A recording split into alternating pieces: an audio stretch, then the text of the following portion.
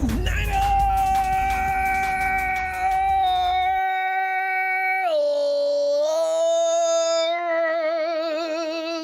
And Billy Lee, man, I'm with you, man. And Billy Lee says, oh, come on, just the Seahawks. We were not expecting to win that game. All of a sudden, haters think the tables will turn back on us again. And listen, you know what? That is an excellent observation. We could have been the greatest team on the planet. You're not going to beat the Hawks. If you're wearing a 49er jersey and you come in to CenturyLink Field, you're going to get your butt beat. That's all there is to it. I don't care who it is. You're wearing that uniform, you're going to get beat. It's just some kind of mystique that nobody can figure out yet. So I do not predict continuous destruction and implosion on this team. But the 49ers will indeed limp into Week 14. Ooh, my God. But you know what? By Week 14, just about every team in the NFL is trying to endure injuries. But the thing is, the 49ers should be the best at this. We go down this road every damn year. You know, with the exception of a few in the last 10, 15 years, maybe. I mean, even with Harbaugh, see, we had injuries. You know, we find a way to get the right guys hurt, so we come into each game having to struggle, having to battle, having to fight tooth and claw. But I do believe that the 49ers are looking forward to the way Richard Hightower was talking. They wanted to play today. But anyway, the trick is to try and come up with an assembly of talents to adequately make a team competitive enough to win. All right. So with key Niners players sitting back out of practice, attempting to heal up in time for Sunday, there's an anxiousness in Santa Clara that is pretty much fueled by a potential playoffs bid and the combination with finally recording a winning record for 2021, since it's been a year already of just yuck. So So tonight we're going to take your phone call for your spin on what looks like doom for the Niners versus the Big Cat Bengals. All of a sudden, the Big Cat Bengals. They used to be just the Bengals, and anybody and everybody could beat them up. But now, boy, they're down there. You walk into that area, and they'll attack, man. Oh, God. Oh, yeah. Or does Cincinnati have injury issues enough of their own for 49er fans to remain optimistic? Oh, by the way, fam, the Niners on today added a veteran running back to serve as insurance for the team's Week 14 game against the Bengals. The 49ers signed dead man running Brian Hill to the practice squad, a source told NBC Sports Bay Area. You know, but I got to tell you the truth, man. If I was running back and the 49ers called me up, who is this? John Lynch, we're kind of impressed with what you do. If you got time, you could be in Santa Clara tomorrow. Look, John, hold a second, man. You know what? Here's the thing. I know I'm a football player, and I probably should be excited about this phone call. How many guys have went down in San Francisco this year? Well, we've got about 5 or 6. Are you a football player now? Well, I'm just telling you, John. I just see me coming there and going and being thrown on the scrap heap. No, thank you. Fam, we go through running backs. It's scary. Each and every year. I made a joke already. The 49ers need to get in pre-camp or in preseason, get about 11 guys, get them all trained up to know what we do. You're only going to keep about 5 and put the rest on retaining fees. I'm telling you right now, we're going to go through this next year. We went through it last year and the year before. We're going to go through it the year. This is a never-ending story. It's just going to go on and on. We're down to one running back. One healthy running back, and he ain't really healthy. He's just coming off. JaMychal Hasty just came off the injury list, and I don't even know if he's ready.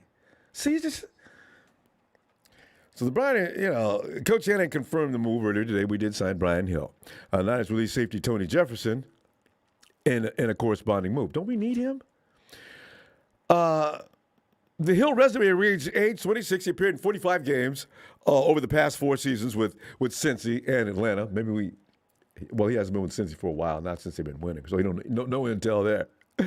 He's 6'1", 220, has 209 career rushing attempts for 982 yards, which averages out to a 4.7 average if you didn't feel like doing the math. He has 3 touchdowns. He also has 38 receptions for 313 yards and 1 TD. Spend the line over to Coach Richard Hightower. I was amused today. You could tell when he came in there, he's ready. Mm-hmm. Come on, come on, come at me. One of the biggest plays of the week in the NFL on this past Sunday happened because the Hawks punt team outsmarted the Niners punt return team. Painfully. Hightower said today that the 73-yard touchdown run from Seattle's Travis Homer on a fake punt was set up by his call, which wasn't accounting for the possibility of a fake. Hightower said, quote, "We had a call on, and it's totally on me. The players couldn't have done anything in that situation at all. We had a call on where we were trying to set up the offense in good field position there, and they have the perfect day. They got us. Bottom line, they got us. They had the perfect play," unquote. But, Rich, here's the thing. You know, we worry about this because you were surprised last week, and you were surprised against the Rams as well, Rich. You know, you can do better, okay? Come on. We can't afford to give up spot teams 7 points every week, okay? No one on the member of the 49ers even touched Homer on that play, fam. It's not a credit to Hightower that the 49ers weren't ready for, but it is a credit to him because he did take full responsibility for it, and I was kind of impressed with that. Kyle usually won't do that. Kyle usually tell you how he had things lined up and they weren't executed properly, or he'll move the heat from himself. I don't blame. I might do the same thing, but I know. You got to give Rich credit for that, though. Anyway, Coach Shanahan did have some good and bad news on the injury front for the 49ers beginning preparation for the Bengals. Warner is slated to return to the practice field after missing last week's game with that hamstring injury. In today's press, though, he had a smile on his face. See Fred up there with a big smile on his face, rubbing his beard and everything. Yeah, I'm 100, man. Let's go. Let's go then, Fred. Because you and Aziz on the field at the same time, I got a feeling, man. Mixing. In fact, Coach Shanahan confirmed that fact by telling reporters that Warner should be a full participant today's session before things even got underway. But receiver / running back, bone de bone, man of all means, Deebo Samuel groin did not practice today. I am worried about that. I am tremendously worried about that. Elijah Mitchell, concussion, knee, also will remain sidelined. And by the way, Coach Shanahan does not get behind the feeling that he was hit with a dirty play. Coach, that's what he was supposed to do. In front of the media, don't start, yeah, it was a dirty play, it was filthy. If I had it my way, I'd have called the police. That was the most low-down play I've ever seen. I mean, you see the man going down, and you smack him with an elbow on the way down? What the hell was that? I guess you can't go off on a tangent like that. Anyway, Coach Shanahan said Mitchell suffered some knee irritation, which will keep him off the field. It did keep him off the field today. Samuel could be back tomorrow's practice, according to Coach Shanahan.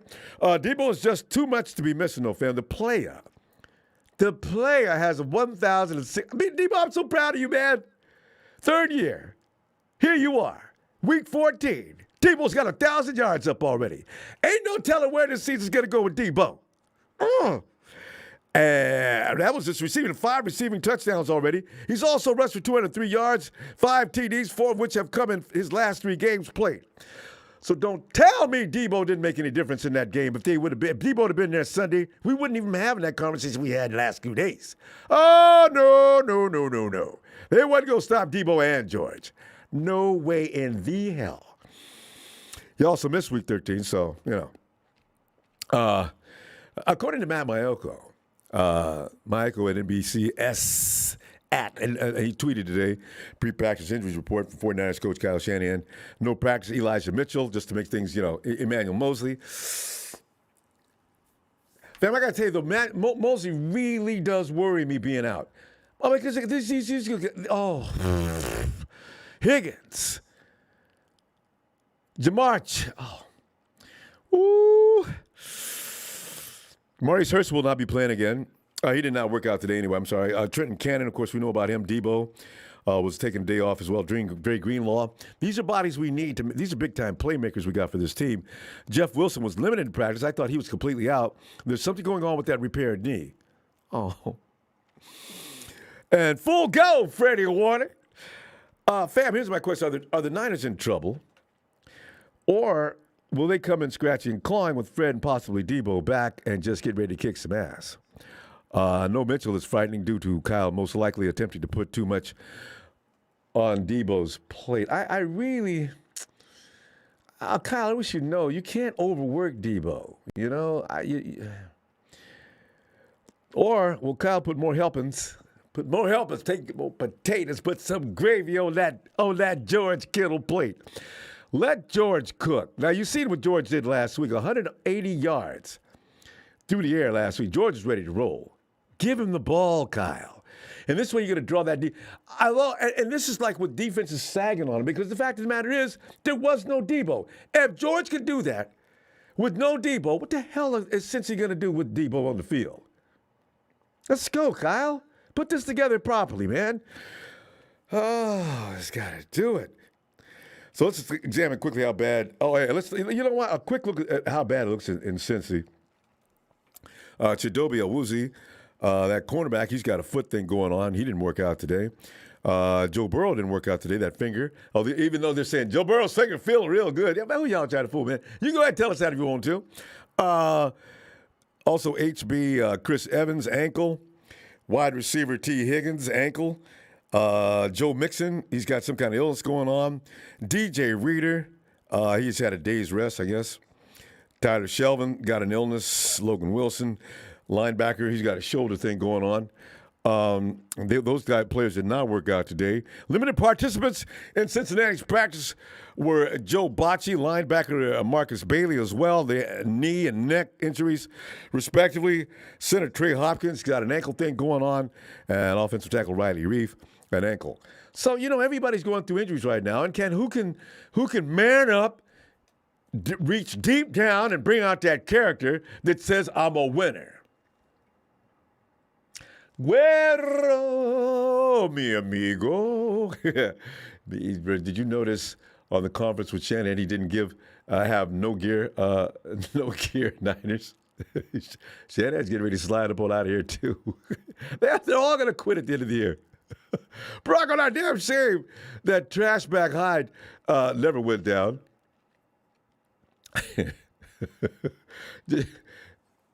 I like that. I'm not going to say anything, but anyway, bring back Will.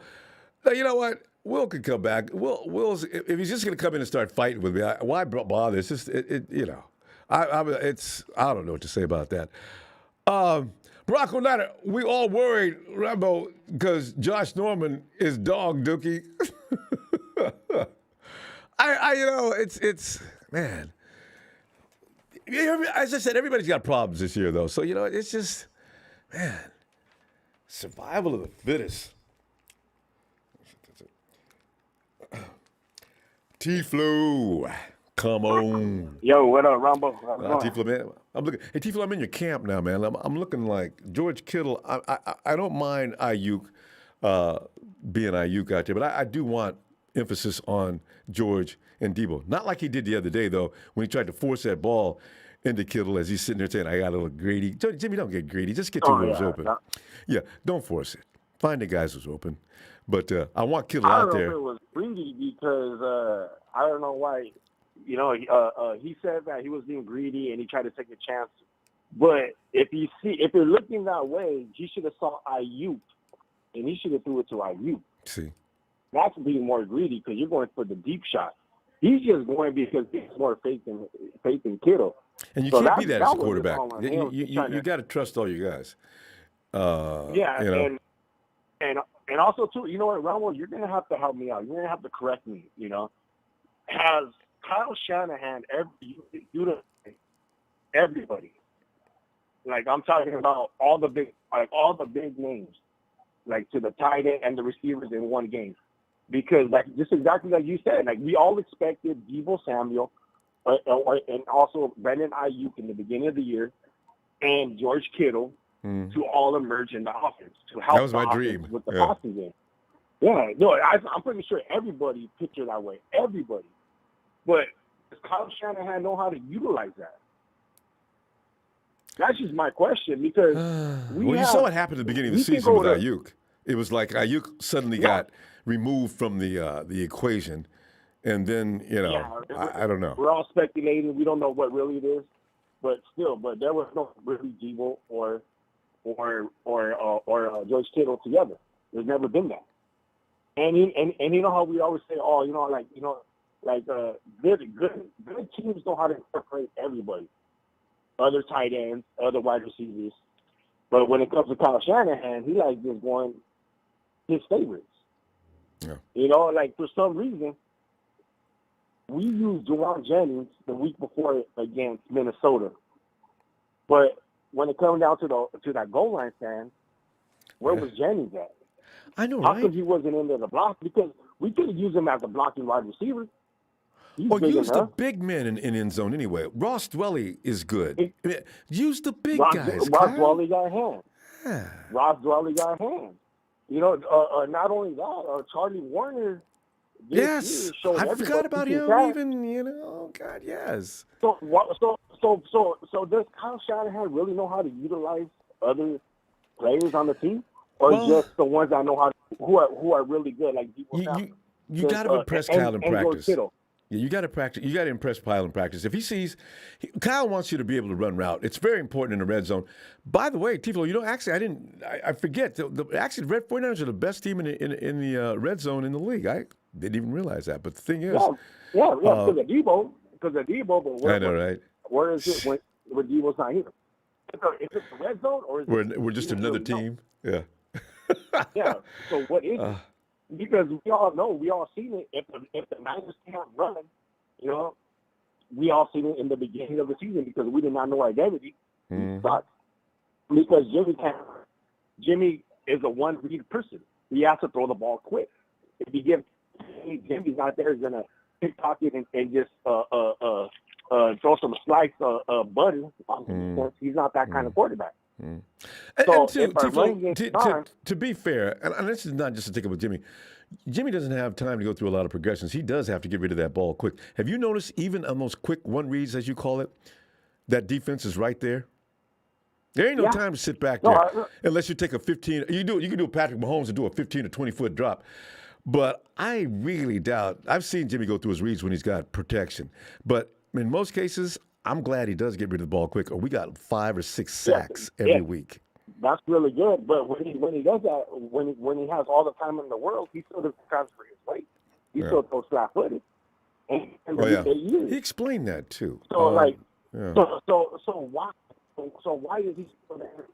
Not showing improvement. He's not. What's that famous saying? If they're not getting better, you're getting worse.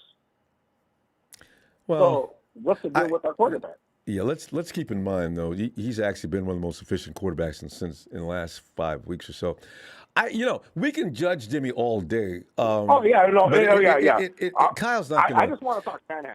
Yeah, you got to make sure that you put all the horses in the right places, and then if he fails, then you got to. But otherwise, because you just said it. Like Ayuk and all them, they weren't doing good in practice, correct? Well, according to Kyle, if you don't impress him in practice, according to Kyle, yeah. But what's funny is, when it comes to game day, whenever let's say Ayuk misses a block or he drops it, Ayuk's already off the bench. Or let's say other defensive players, like rookie players do bad, they're bench. But when Josh Norman always gets beat.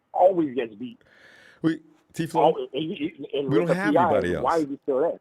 We don't have anybody else. Yeah, but we got Garoppolo looked pretty good in the beginning of the season. No, they put him out there the other day. Remember? He messed up. He got smoked. Yeah, but you gotta understand, he hasn't been playing. Well, but that's fine. But on that particular hour, what are you going to do? You leave him out there to continue to get smoked? So those are the things that force your hand. And if he can get better in practice, you don't ever have to see Josh Norman. We out of time though. But it's game speed. But it's game speed. But don't you want to see what kind of players that you're made of? Because we all say whenever Jimmy throws the first interception, let's see how good he bounces back. Not even interception. He can get sacked. Get him out. Why can't that be the same thing to the rookie? Yeah. Diamador. I don't know. The same thing? You know what? He got burned once. Let's see what he can do next. Next at bat. Tiflo, we got to call coach on that one.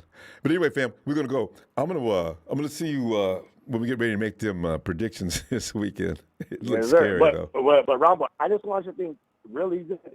Real quick, because I only got a little while tonight. Do you think Shanahan knows how to incorporate everybody all at once? That's just my only question. You know what? Because we He never see it yet. does. T-Flow, I'll tell you this. He knows what he's doing at this point. He's been doing this for a long time. Now, we question what he does because we don't know exactly what he's thinking, but that's as far as that goes with that. That's all I can say on that. Let me see. Weekend, fam, because I got to get out of here. I can't go too long overtime. All right? So I'm going to see you this weekend. All right, Ronbo. Have a good one. You too. By the way, Will has his own program from what I'm understanding on the chat. So look him up. And, hey, George. George. Well, George. you hear me? I can You hear me? George. Yes. Man, my headphones ain't working. I got to buy new ones. Yeah, as a matter of fact, you had this problem last time. Okay. But you can hear me, though. Oh, you stick your Yeah, headphones they on. always work every single time every single time I call you, like they work, but these past few times it hasn't been working, so. Okay. Well, George, yeah, man. What's going on? We have a dilemma. But you know what? It's like other teams, too. You know, we have guys out. Deebo is probably going to come back. It sounds like Fred Warner's definitely coming back. You know, this team cannot do, as we found out, sometimes only one guy from the winning crew can be missing, and we fall to pieces. Except, you know what? Aziz did such a good job. Fred Warner even gave him praise, so we didn't really suffer. The Hawks don't run anyway.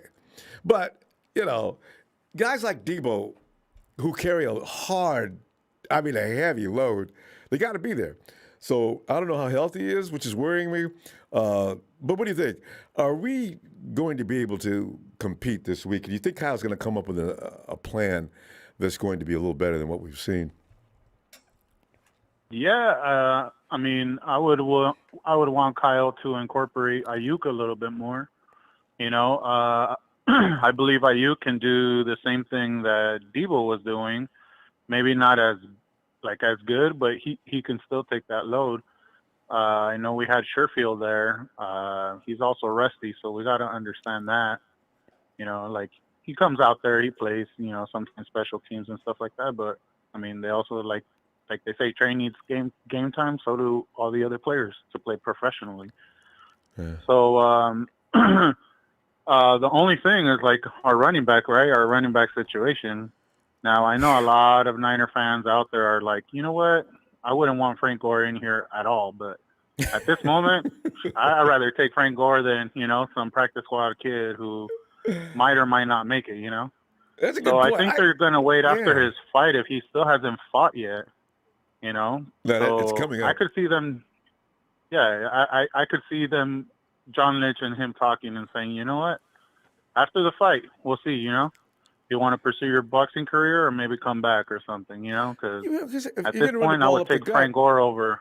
Yeah, if you're going to run the ball. Because Elijah Mitchell shouldn't be running north-south as often as he does. I mean, every now and then, you know, because running between the tackles like that, I don't know, he puts these guys in positions where they're going to get clobbered. And then we're out. He's been hurt every week. I mean, look at this past weekend. Yeah, maybe Adrian Peterson didn't do a whole lot. But he just arrived there, and we still worried about him. I was worried about him. I know. Until DJ Jones caught he him. had a touchdown, even though it was a short yardage. But hey, he worked it. He did a touchdown. So, but man, like I think that once we get everything going back again, you know, we're going to get into that rhythm.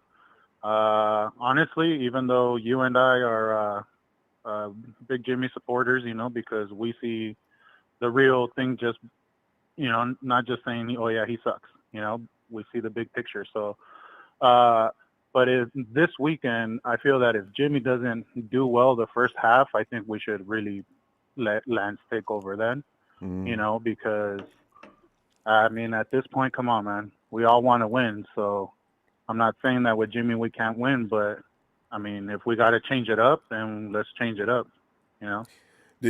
Are you still thinking, what else are we going to have to lose? But are you still thinking you're going to win, though, if you bring him in at the second maybe, you know, it's a live and learn situation, right?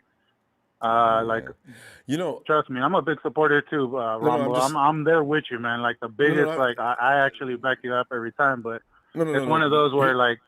George, here's my point. I'm just saying the 49ers mathematically, do you know they only have to win 2 of 3 and they're probably going to make it?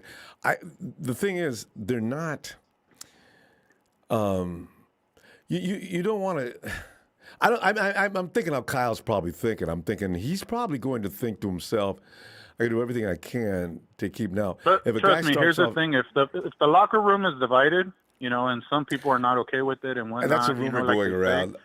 If that's just a rumor or whatever it is, all these players want to win. So if the young kid starts winning, then why not, get behind them?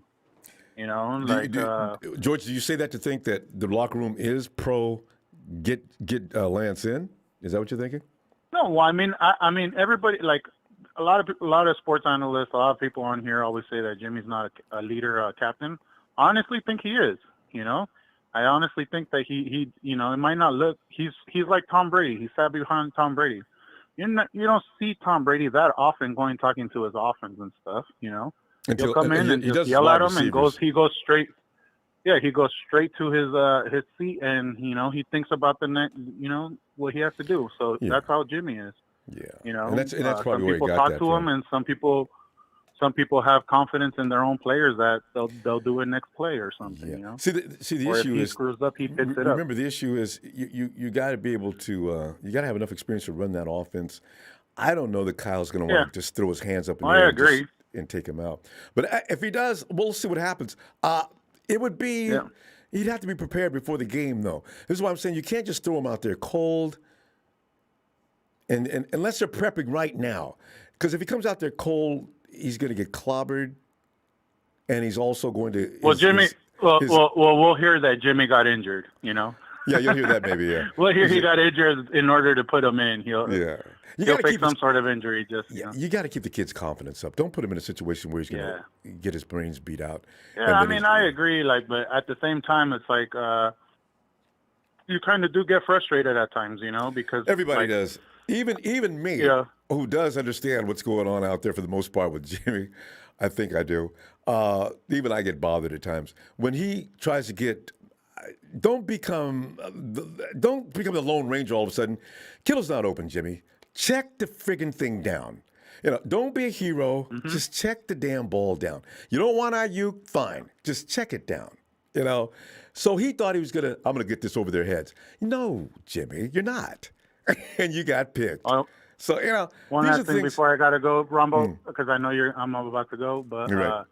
One last thing is like what makes me laugh is how Grant Cohn doesn't act as tough in the press conference as he does in his YouTube channel.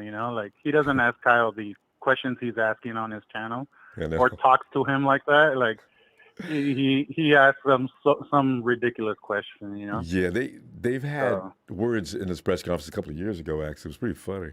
Anyway, George, I'm telling you what, I'm going to see you this weekend before the game. Get some input from you, okay? For sure. Try to call Friday. Right, yeah, Friday. All right, man. All right, Phil. Have a great night. Have a good one.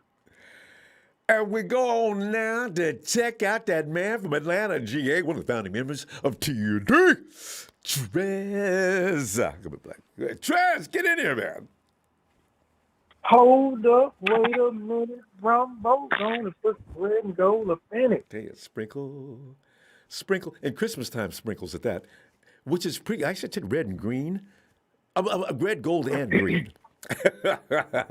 Trez, we're looking at an uphill climb here, Trez. It's looking real bleep. What are you thinking? Yeah, Ronbo, it is. Because I'm going to tell you something. The jig is up, Ronbo. You know how you say that back in the day, in the old time days. Yeah. Look here, the jig is up. Oh, the cops. The jig is up, Ronbo. Yeah. Okay, and let me tell you why the jig is up. Because now everybody knows Jimmy tendency. Okay, the Seattle Seahawks has just gave the blueprint to Kyle Shanahan and Jimmy G. How to shut them down. Force it up 8 in the box, jam the middle, sit tight, pick him off across the middle every time. Because you know why? We don't throw outside the numbers. We don't push the hash mark. We don't do none of that stuff. So I'm gonna tell you like this. Going forward, Kyle Shanahan got some serious changing to do with his offense. I'm gonna tell you that now. If people going to take and look what Seattle did and players like that, we're gonna lose. Say that now. We're gonna lose because we're not good enough right now. We're just not with Jimmy at the hand. We're not. So if Jimmy's gonna be there going forward, they know the tendencies, Ronbo. They know just to sit and pack the middle with the linebackers. They know to put the 8 front up, to stop the run. It's up. The jig is up, Ronbo. So what you got to do? Let me ask You this gotta question. change. Let me You just gotta ask this change. question. Exactly. Kyle, if he knows that, and people think that Jimmy is some kind of paraplegic or something, why didn't he have Jimmy? I saw Jimmy throw the ball out toward the hash mark a couple of times in this game. It was fine. Why does Kyle insist on running that, though? If I'm the coach and I know, why would I ask? Jimmy's just a worker. He's not the guy who's calling the play. Why would you have him continue to do that, though? Because I know everybody likes to blame Jimmy, but I've seen Jimmy throw other places. This thing about Jimmy can't do this, he can't do that. Hell, he threw a touchdown to George Kittle in the end zone. That was about a 30-yard shot, 40 maybe. So I'm just saying, let us spotlight sometimes a man that's being told what to do rather than do what he can't do. Is it, because you've said it yourself a few times that Kyle Shanahan's offense is questionable at times. I think it is a lot of the time. Most definitely question. But Ronbo, we all know Jimmy though. See, okay. I would run with that, but I know Jimmy. If I didn't know Jimmy, then I wouldn't say it. But I know Jimmy. Okay. And he repeatedly does the same thing. All right. It's just like insanity. You know what I'm saying? When you keep repeating the same thing, expecting a different outcome, Ronbo, and you keep getting the same result. Interceptions. So, like I said, the jig is up. Where do we go from here, Ronbo? That's the thing. Where do we go from here? You got the Cincinnati Bengals. I'm past Seattle. We got Cincinnati coming up right here. You get on the phone. We're going to be. And you tell Kyle, well, y'all need to stop running them crossing routes, okay? Because I know Jimmy ain't going to dispute you or anything like that, but everybody knows you're getting ready to do that. See, I've been looking at that for 2 years. As everybody blames Jimmy. If Jimmy Mavericks off that play and does something else, I wonder what would happen. Because I seen him play different football than that in 2017. This is why I know that's not what Jimmy wants to do all the time. Jimmy's doing what he's told, unfortunately. He ain't. That's not what Jimmy was when he came to the 49ers. You're right. Exactly. That's not what he was. Yeah. But that's what he's turned into under Kyle Shanahan. Let's keep that in perspective. That's what I'm trying to tell you. I'm saying, what is he supposed to do? Yeah. The man is going to tell me I got to do that. What am I going to do? Kyle, get out my face. Well, I'm going to do this. I'm going to show you how to do this. You should have did. Yeah, but you should have did like Matt Ryan. You should go rogue on it. Yeah, Matt Ryan you saw talked that about turned out. how you. Oh yeah, he talked about how he went rogue on Kyle Shanahan a few times. I ain't throwing the ball there. I'm going in with the ball. I know. They hated each other that year. So I don't know. Matt Ryan's got more credibility than Jimmy, though. Man. So, you can't. I'm going to tell you like this. And Rodgers, remember how he went rogue on LaFleur for running Shanahan's offense? It's really, I just think, I feel bad for these guys. Everybody blames them, but I feel bad for them. You got to do what you're told or what? Yeah, because you don't want to end up, you don't want to end up in Kyle's doghouse. You don't want to do that. He will but hey, sit what you is in a Kyle going to do, heartbeat. bench you? Yeah, So look what happened to Matty B. Matty B was a good running back. Jimmy Garoppolo. He thinks Jimmy is his best option, so is he going to bench him? No, he's not. No, because Jimmy don't argue with him. Option, so he's not going. All right, so he's not going to bring Trey in. Okay, cool. So Jimmy can do what he wants. Hey, go rogue, bro. Do He's leaving next year anyway. I agree. Kirk. I mean, Trez. I agree. Do your thing, Jimmy. You see somebody else, tell in the huddle. Look, okay, we're gonna run that zap 3, 4, 5. You already know what that's about, right? Listen, let's run it, reverse it, all right? Don't cut toward the inside, cut to the outside. I'll be looking for you, all right? The defense isn't gonna be ready for that because they think they know what we're gonna do, and they're probably right. I'd do that in a heartbeat. If I'm leaving next year, Jimmy didn't just start playing quarterback when he came to San Francisco. Right, exactly. Now, and what could the consequences be? You know what I'm saying? If like, the play don't there are work, none. So, oh my God! If it don't work, you got trouble. If it works, yeah. then Kyle's gonna be saying things like, yeah, I like my quarterback going off schedule like his. No, you don't. If the play would No, have you failed, don't. you'd have been No, all you over don't. his ass. All right, because he's a narcissist. It's got to be his way or the highway, bro. So, look, I'm going to shout out my TNT family, Ronbo. But like I said, we got the Bengals coming up, man. The jig is up on us. You know what I'm saying? If the jig is up, if we make the playoffs, I think this really, it is. And that's some serious stuff to consider, man. Cal better change it up and change it up fast, bro. I'm saying like that now. And right now. Because I'm going to say it like this. If he expect Trey to play that middle of the field bullshit, Trey ain't finna do that. I'm gonna tell you that now. I went back and watched Trey preseason in that Seattle game when he came in and played. Ronbo, he is not finna do that. He's not finna do it. He's gonna go rogue on Kyle Sanders. Fam, he's a rookie. He's gonna do exactly what he's told. We're gonna see though. He's not gonna do it, Ronbo. Let him be who he is. Unity, stop spamming before I have to disconnect. All right, Tress, let me see you this weekend, hopefully, and see what develops between now and then. All right? Yes, sir. You'll see me Sunday. I can't do the Friday prediction. You know what I'm saying? You know, people don't like it when TNT come out with the real. You know. But Please, look, keep bringing the real. We love it. I'm gonna see you Sunday. Have a good one, man. You too. Bye, man. And there he is, Tony Nagatani. Aloha, Ronbo. Aloha, Tony. I forgot to sing. I was sitting there thinking about the misery we're in.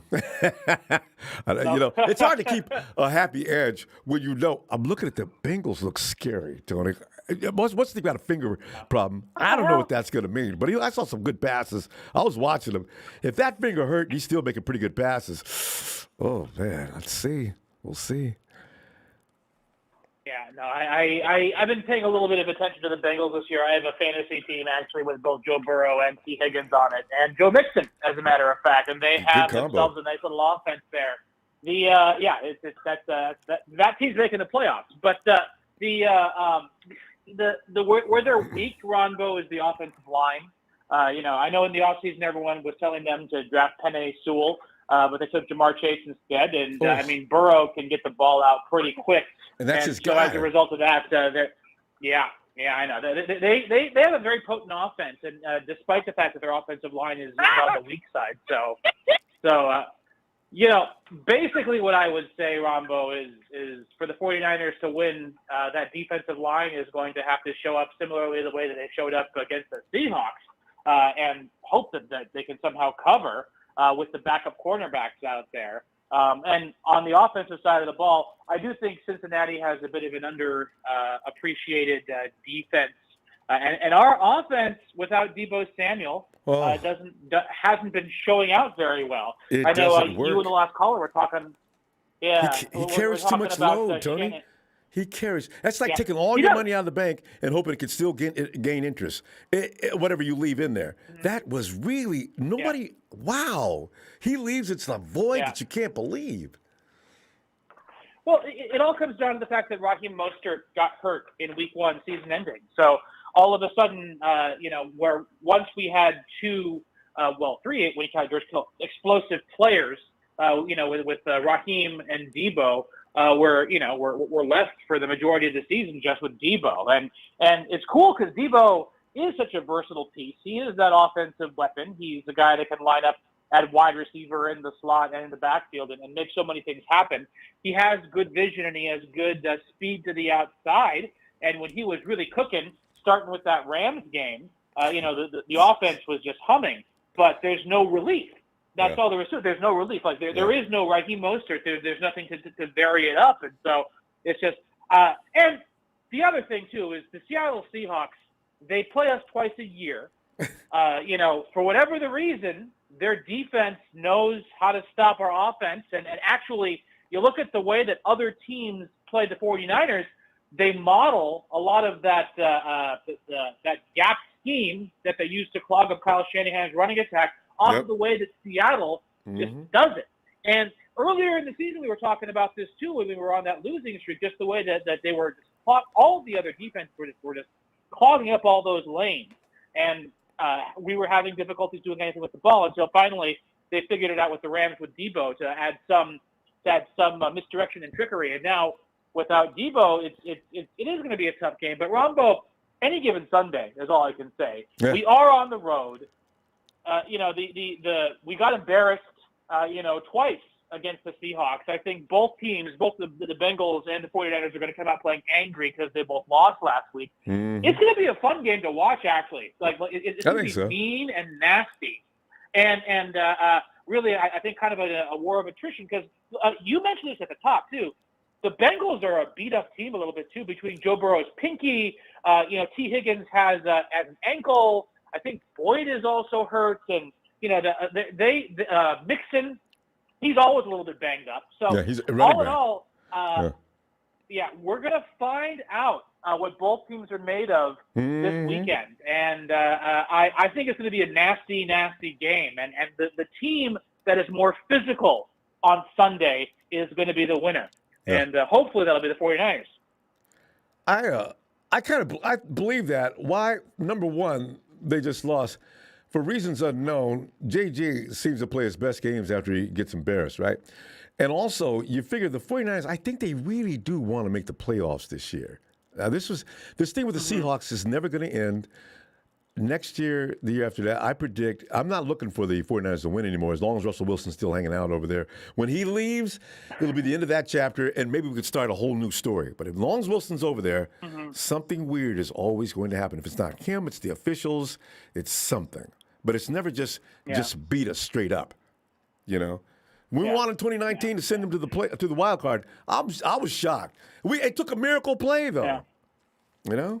Yeah. Well, it did take a miracle play, and they always play us tough, Ronbo. But, with the Seahawks, too, it's just the 49ers put the emphasis on defense, on that defensive line, which I think is all well and good. But look at the way teams like the Patriots, year in and year out, I'm talking back 20 years now, they put that emphasis on rearing really good cornerbacks.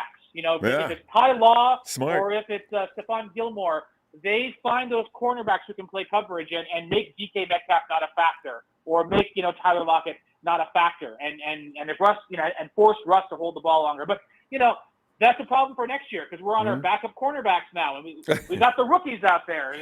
It's oh my goodness, it's going to be nuts. We've got to punch him in the mouth. We got to punch the Bengals in the mouth, Ronbo. That's all there is to it. And Tony, the thing is, from what you're saying, the 49ers got to go by that formula now because you got a front line now that it's fine. Just get some guys to get back there because that's why then you get to get like Judon and some of those guys. On Belichick, they went mano con mano against that Buffalo team, and they just blew them off the line of scrimmage. That's how they were able to win. They beat them up physically and ran the ball. You guys can stop. Hey, get some more guys over here and stack them in the box. You got to go. You ready for this fight? We're going to bring it to you. And they won. Yeah. They beat them up. Yeah. Well, the biggest difference in terms of just mindset between Kyle Shanahan and Bill Belichick is Bill Belichick's team every week can sort of try to do a different thing because of the way that they have that team constructed. Kyle Shanahan is trying to do one thing every week over and over and over again with his run game. And when you encounter a team like the Seahawks, who know how to stop it, it becomes a frustrating game. So, especially if Kyle can learn anything, it's how to be a different coach every week. Conceptualize off those things, Kyle. Tony, way to go. I'm going to look for you Friday when we make predictions as if we knew who was going to win like we did last week. Mahalo. Take care of yourself. Mahalo, Tony. Talk to you later. It's a JJ, a Jersey Joe. Joe. Hello? I love when he brings my his Jerry bad, Lewis. Ronbo. I didn't know my speaker was off. I got a kick out of that. We knew it was you. I heard it. I was like, oh, damn. Damn, Ronbo. You got me in a spot. I don't even know what to say. Well, the thing is, here's the thing. I don't know that we're going to be able to forget about what happened last week. Next week, if the 49ers put on a good show and come away with a win. Or are we going to call it lucky if they win? Or are we, if they lose, all right, that's it. It's over.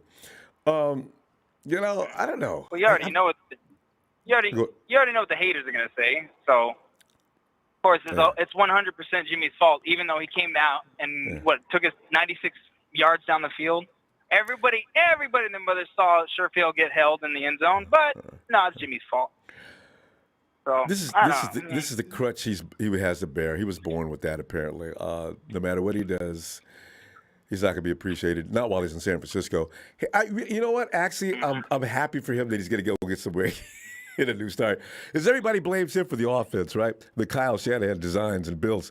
Because I think Jimmy, I'd love to ask him, Jimmy, you like this offense? I wonder what he'd say. He'd probably say, well, I'm a professional. It's my job to run whatever offense I get. So I've got no say on that. They're not going to tell you the truth. Yeah, I know. So, but the thing is, it has worked on most of the time, actually. Jimmy is not one of the worst guys in an NFL for getting INTs. So you can't just say it's INTs that are killing the 49ers. There's a number of things. We can't have defenses and special teams giving up a lot of points either. That's we're treadmilling during the course of a game if that happens as well. But nobody ever looks at that. It's easier to blame the quarterback. I wonder how many teams go through that, though. Of course they don't, Ronbo. Shoot, I mean, it's how it's all Jimmy's fault that Norman keeps doing PIs and, all these players are not picking the balls off from the defense and all that stuff. It's all Jimmy's fault. Anyway, I'm done with that argument. It's so stupid. I'm not going to lie. I'm going to be pissed when he finally goes. But are you really worried about Cincy? Am I the only one that's thinking this is going to be an easy win? Okay, you know what? You bring up a good point. Maybe you know why? I looked at who they've beaten. They're not invulnerable. I look at them, I look at their record and look at them play. I look at Jamar Chase and Mixon. They do a good job. I don't know that they're just unbeatable, though. They're 7-5. Well, we have an extremely good team still. People don't realize that. We have one loss, and all of a sudden it's back to the shitstorm again. You look at it, and it's like, okay, we'd always lose, and I know the haters are going to hate that I'm saying this, but when Jimmy's not on the field, we lose, right? Because he's the leader of the team. And now you have the leader of the Cincinnati Bengals with his messed up finger going up against us. Do you really think they're going to beat us? And you guys, with Trey's like, oh, my God. You want to start Trey when we're going to be playing the two worst defensive teams coming up in the next few weeks? You want to play Trey when we have a chance to still make a high end in the playoffs? I mean, Atlanta and Houston, those are going to be walkover teams. Well, especially Houston. Trez. You had your chance, Trez. You had your chance. Trez, you had your chance, man. You called my name. You called my name. I called you, Trez. I'm going to respond. So I'm going to tell you like this. No, I did not say start Trey. You did say that. I did not say actually, that. George. I was going to say, George actually said that. Yeah. I did but not in the say second it. half. So, let's get that. Let's get that on record. Now, I did not say that. I'll confirm. You I'll did confirm say that. Opportunity. I said, when Trey gets his JJ's messing with you now. he's going to go roll on Kyle Shanahan. That's what I said. I agree with that. Jimmy said, Kyle. Jimmy's bone. No, I agree. Trez is right, though, JJ. Jimmy said, Kyle, you know what? When this goes south, you know what they're going to look at? They're going to look at me. And they look at you a little bit, but they look at me. I'm throwing the ball where I think it ought to go. All right, well, you can have a seat right over here then. Fine. I'd love to see that. The one thing I will agree with you, Trez, the one thing I will agree with you is the fact that, yes, Jimmy should go rogue, especially knowing that this is your last year here. Yep. Hell, if you hate the Niners, throw the ball backwards even if you want it. Or just make a fool of yourself. Who cares? Just go off schedule every now and then. Because, some of those plays are doomed from the snap. And then he forced that ball into a place. And then everybody says, well, he had a man free over here, and he had a free man over here, and he had a free man. People think progressions should take 15 minutes. JJ, if anybody's ever played this game, if you ever see the action on the field, it's like this. Everything's flashing. You don't have time to sit there and wait in the pocket, especially a quarterback, for everybody's route to finish. That's why when the ball is snapped, I already got an idea from the last snap of who's going to be open, because I'm looking at the defense and see who's a weak link out there. I'm not going to go through a bunch of projections if I got a defense that's on my ass within 3 seconds and I know I can trust. And nobody understands that concept. Well, a lot of people don't. So I always laugh, what you're thinking is from an armchair quarterback. Yeah, it's easy for you to say he should have done this and that. You need to be out on the field and have a dude coming at you at 100 miles an hour with blood in his eye. You'll realize you don't be standing there doing a lot of thinking. Get rid of the friggin' ball. Yeah. Get rid of the friggin' ball. But Ronbo, another thing, but when he threads the needle, you hear absolutely nothing. No, nothing but crickets. No. Nothing He gets but no crickets. praise. So Except for some of us. Yeah. Yeah. So again, like the way that we are right now, we're in what, the 7th seed? Still? Yeah. I mean, we're still in it. We're wild card, yeah. We need to win, though. I mean, don't get me wrong. We're not going to win it all. Come on, I know it. But but if the Eagles chance are right is behind there, us. why are you going to? Oh, the Eagles. No, the Eagles. Shit. Jalen Hurts is out. So I mean. Hey, But hey, that's right, though, isn't it? Is he in pain? Yeah. You got Minshew in there, even though he looks okay, but He's not Jalen Hurts. you know it's the same thing. It's the same thing with Nick Mullins. I mean, he looks good the first game, and then you figure it out within 24 hours. You're gonna figure him out easy. I know. But yeah. We're gonna find out. Anyway, JJ, I'll tell you what, fam. I'll see you Friday. So we don't hear from you very often, so it's always fun when we do. I mean, we hear from you in the background, but you never have it. You never call in. I'll see you Friday, okay? No, Rob, will tell Trez I said what's up. JJ's invitations again. The jig is up, Rob. The jig is up. Jimmy should punt the ball. Oh boy. Oh boy. It's Snyder. Mike, JJ. I'll see you Friday. Snyder, Mike, forget about it. Get in here. Oh yeah, you can forget all about it. Hey, listen, hey, before that guy hangs up, give me your number. I can take all your bets over there. I can tell. Hey, You're a Mike, degenerate gambler. you ain't need my number. You ain't need my number, Mike. Oh, Get forget out of here about with it. your pizzeria. Forget about it. Listen over here.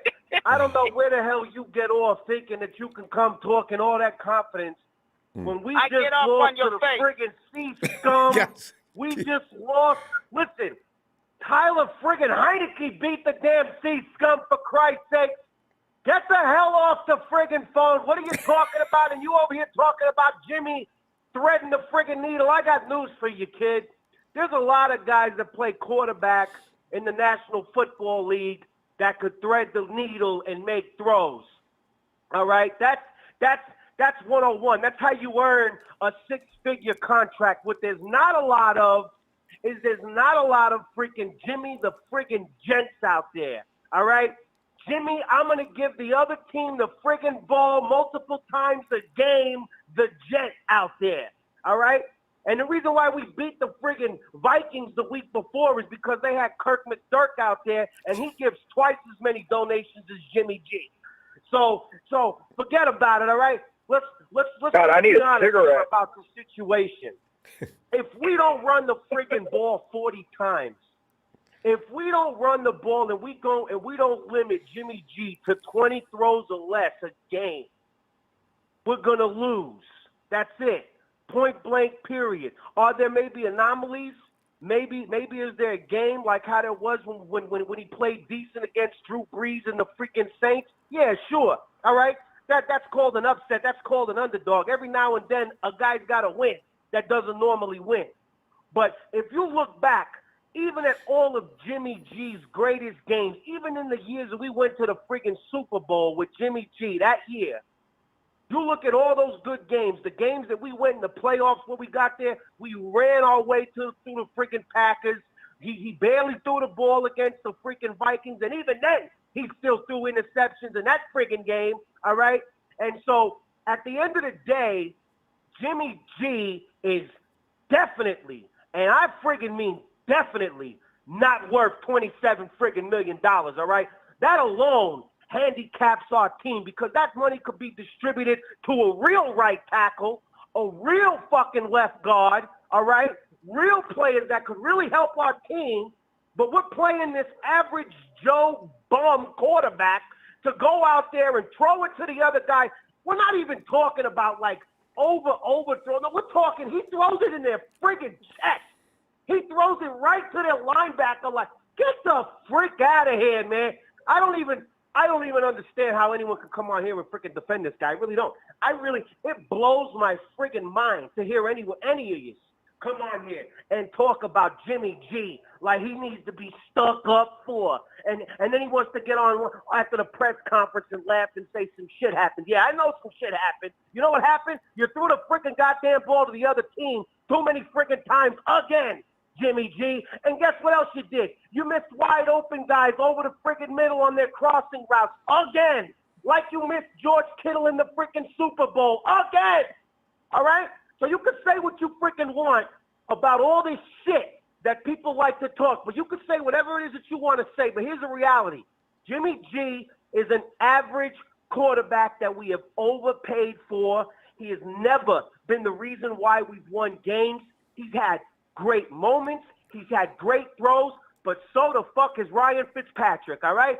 There's great guys out there all over the place, and guys have good games every once in a while, and guys spread the needle and make good throws, but that don't make them a good quarterback, and it certainly don't make them a franchise quarterback. And I promise you this, you put Aaron friggin' Rodgers or Tom Brady or Patrick Mahomes, they don't miss George Kittle over the friggin' middle in the Super Bowl multiple times. They don't do that. Real quarterbacks don't do that. Period. And Ronbo, I'm sorry for yelling at you. I don't even know if I'm still on. I might even be talking to myself. But I just got tired of hearing about it. I'm freaking tired of hearing about it. I'm tired of hearing about it. Take your freaking Jimmy Dents and your Jimmy Virgilios and all that other shit and go somewhere with it. Forget about it, Ronbo. I love you, but forget about it. Stop sticking up for this guy. He's lost us too many good games. We have too many great players on our team that have suffered losses. George Kittle looked dejected after that game. Why? Because he can't understand some of the bullshit Jimmy does during the game. Can't understand it. Can't comprehend it. Now forget about it. I'm out of here. I'll talk to you later, Ronbo. Like, have a good night. Oh, God. Break. Come on in, Break. Hey, what's up, Ronbo?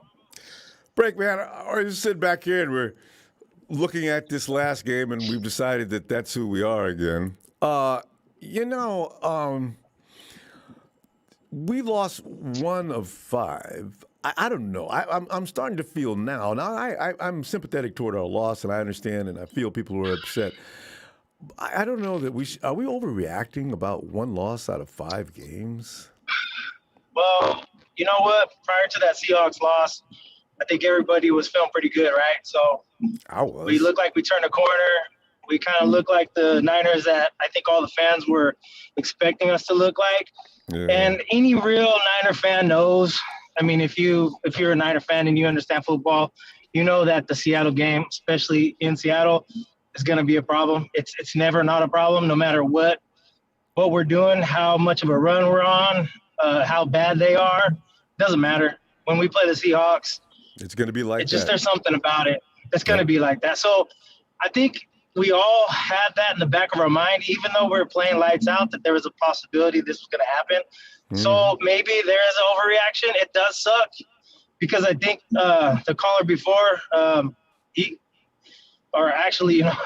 most of the people are right about. I think those 2 big turnovers that Jimmy G had, that was the game, honestly. And we didn't play real bad. Actually, our defense played great if you really look at it. The position they kept getting put into. So if you take those two turnovers away, that the game's different. But like I said, man, it's Seattle, and that's just the way it goes, man. There's really nothing you can do. Seattle just has our number. But and when you say Seattle, who knew they were going to open up the game with that homer? Obviously, Hightower didn't know that. He said it was his fault.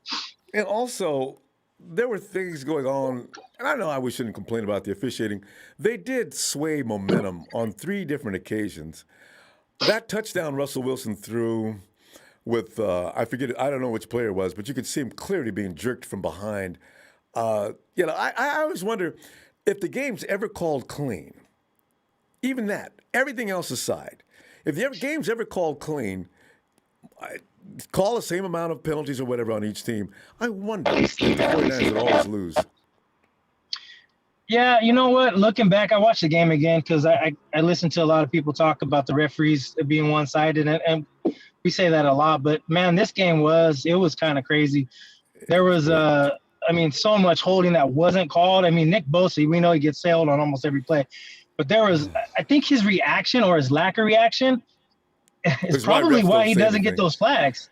Yeah, I mean, he just keeps going about his business. I mean, you see people getting touched, they throw their hands up and they're like, they get a flag. Nick just keeps going. But I mean, he's held every play almost egregiously every time.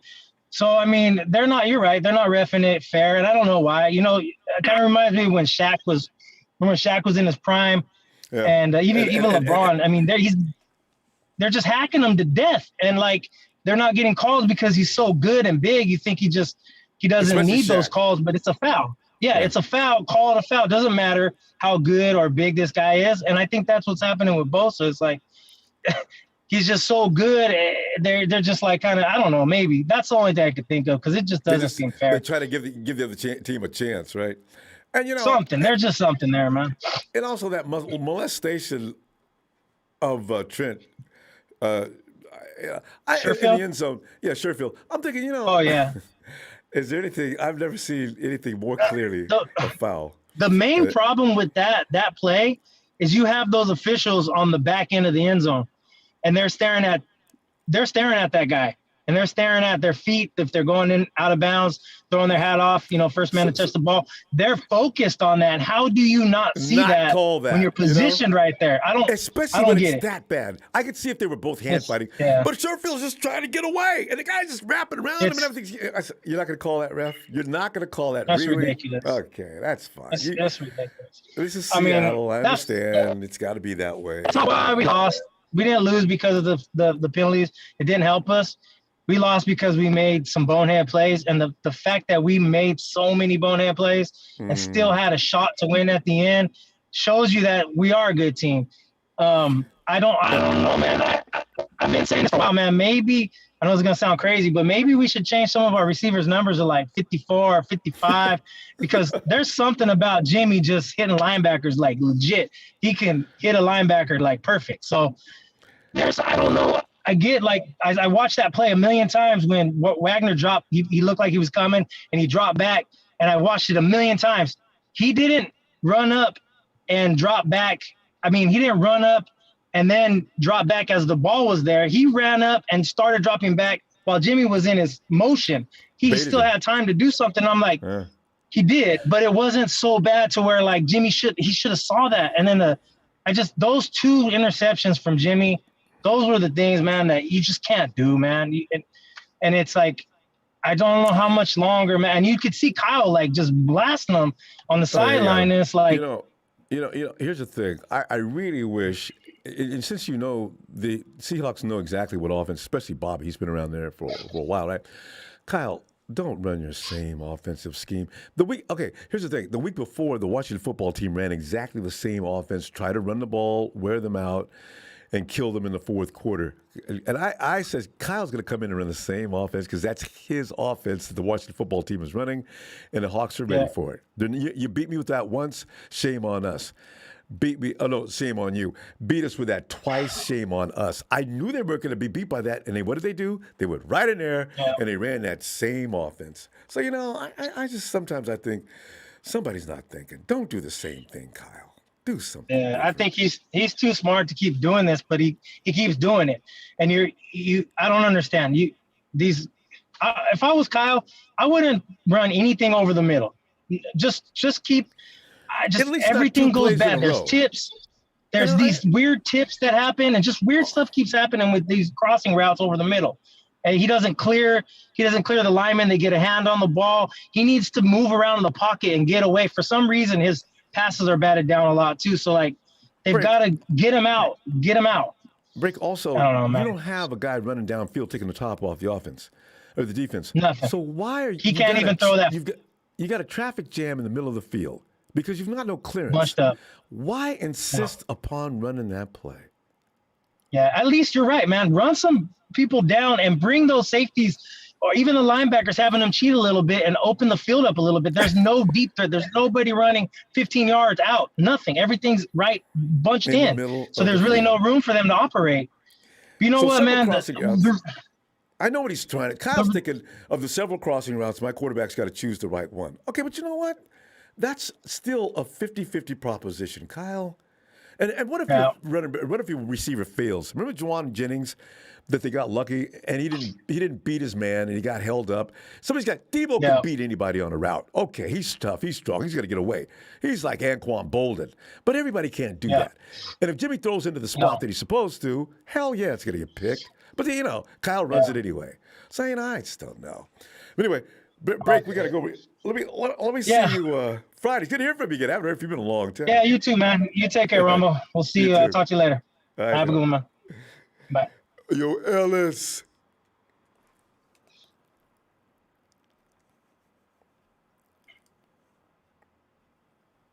Ellis. Yes, sir. Ellis, come on in, man. We're yes, sir. We're kind of still working on the Seattle game. We're going past the 24-hour rule. But Ellis, we got a serious situation coming up with. Actually, we got people coming back from the injury list, but you got people going on the injury list. It's a revolving door, right? We lose Mosley, but we gain Warner. We lose Mitchell, most likely he's going to be, because his body's too banged up. I can't imagine him playing this weekend. But Deebo comes back. So we're constantly sort of like being the same team every week. With Deebo, though, I say that's a bit of that's a little more than Elijah Mitchell. So, maybe that's a plus. But, yeah. Oh, so is Deebo official to be back this week? No, he should be at practice tomorrow, and that tells me that maybe his injury is not feeling so bad. Kyle's going to be cautious with him. He's not going to roll him anymore. Deebo might be fine now, but he didn't work out today because Kyle's saying, look, you know what? Sit down. Let's do some more healing, and let's get you ready to go. You already know what we're going to do. We got the game plan. We're going to work you in on Thursday, Friday, take some rest. We'll fly out of here, and hopefully we can keep you fresh between now and game day. My thinking, it might be that way. Yeah. Damn it. We're not going to be able to rely on the run game very much if Jeff Wilson's not playing. We don't have Trey Sermon. We don't have Elijah Mitchell. Yeah, even if we do have Elijah Mitchell, he's limited. And then we're going to have JaMychal Hasty, and we got this new guy, Brian Hill. Our run game is pretty much. I don't know anything about him at all whatsoever. I got to go look at film later. I saw his name. I'm so damn tired of all these running backs we could have been picking up. We could have got Devontae Freeman. Devontae Freeman is over there moving. He moves faster and looks more agile and quicker than who was that we had that Kyle had him playing with. I don't know why I can't remember his name right now. What year? Just last season. What's his name? They used to be on the Falcons with him. I don't know why I can't remember his name right now. Oh. Was he a running back? Yeah. He's talking about Coleman. Yes. He's talking about Coleman. Tevin. Hey, you know what though? Yeah, Tevin. Devontae Freeman. Devontae's looking better than Tevin, but he's looking better than Tevin did when we had him. When I look at him when he's running on the Ravens, he looks good, man. Tevin Coleman? Or Devontae? No, Devontae Freeman. You can't get Devontae, though, can you? Devontae would hit the ground running. He knows Kyle's offense. But he's not available. Well, that's why I don't know why we didn't pick him. He was available. Yeah, I know, Before he went to the Ravens, he was available. I'm thinking damn, man, come on. Probably pissed Kyle off once or twice while he was in Atlanta. Jaquez Patrick and all these other guys that we never even heard of, and now they're vamoose. They're just gone. You know what I'm saying? Now we got Brian Hill. You know what I mean? What the hell is a Brian Hill? I know, right? He played with. You know what? He played with Atlanta, and maybe Kyle knows this guy. He played with the Falcons. I'm not going. Yeah, I don't want to be negative just yet, man. I just know that our run game is going to be in trouble, mild and modest, and it's going to be on Jimmy and the receivers this game. So whether we got Deebo or not, our air attack is going to have to be special this game, and we're going to have to maintain and keep up with with Joe Burrow and, these guys, this offensive, powerhouse. They got some fire weapons on that team, man. I know. we gotta hope. We gotta hope that we can catch them slipping. On Sunday, we gotta hopefully catch them slipping. Maybe Burrow, hits his finger on somebody's helmet or something, has to go sit down, or somebody slaps his something hand. happens to him. Yeah. Yeah, anything, that can limit his, his. Okay, because his Michael Hasty is probably going to get hurt right away. But that's what I'm saying. Our run game is going to be very mild, and it's not going to be very effective. I'm just assuming, unless Kyle Juszczyk decides, to be more in the backfield, or Kyle decides to use him. Yeah, Juszczyk can ball, you know what I'm saying? But he just one guy.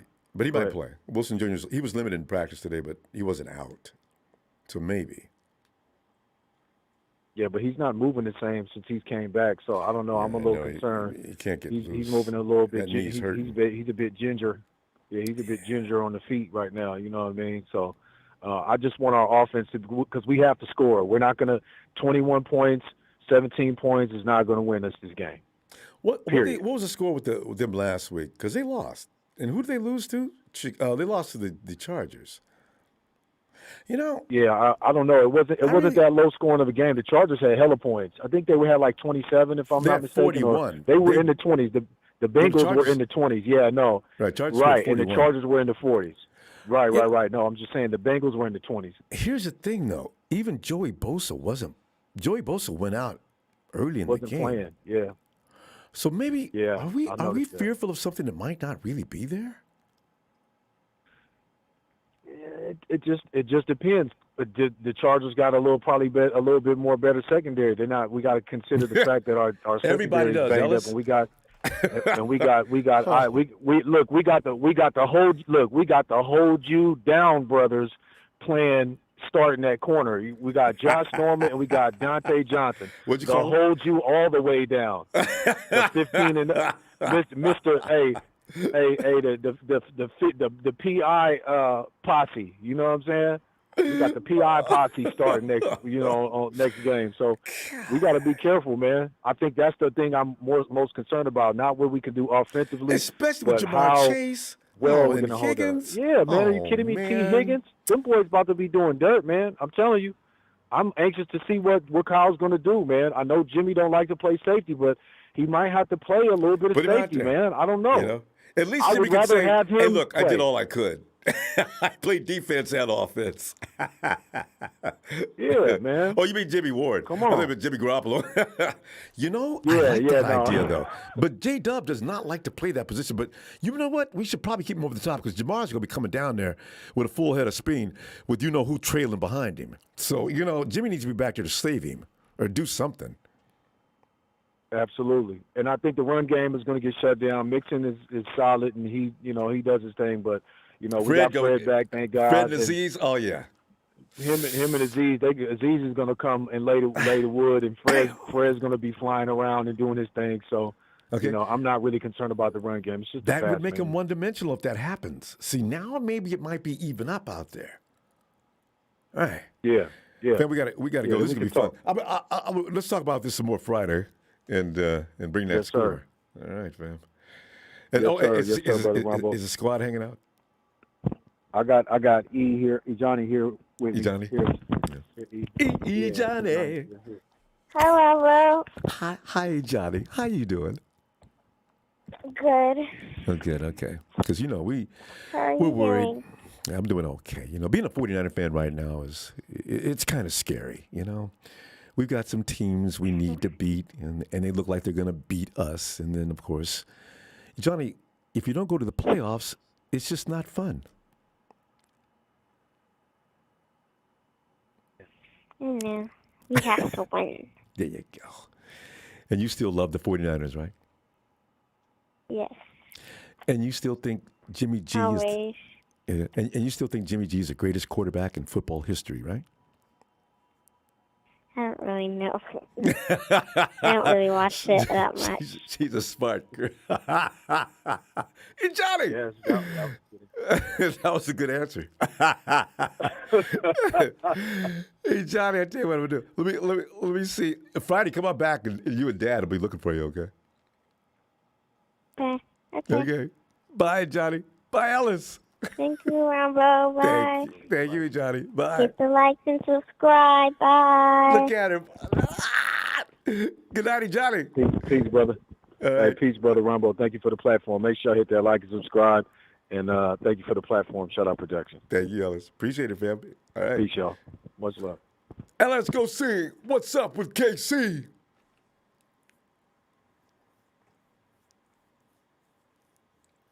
KC,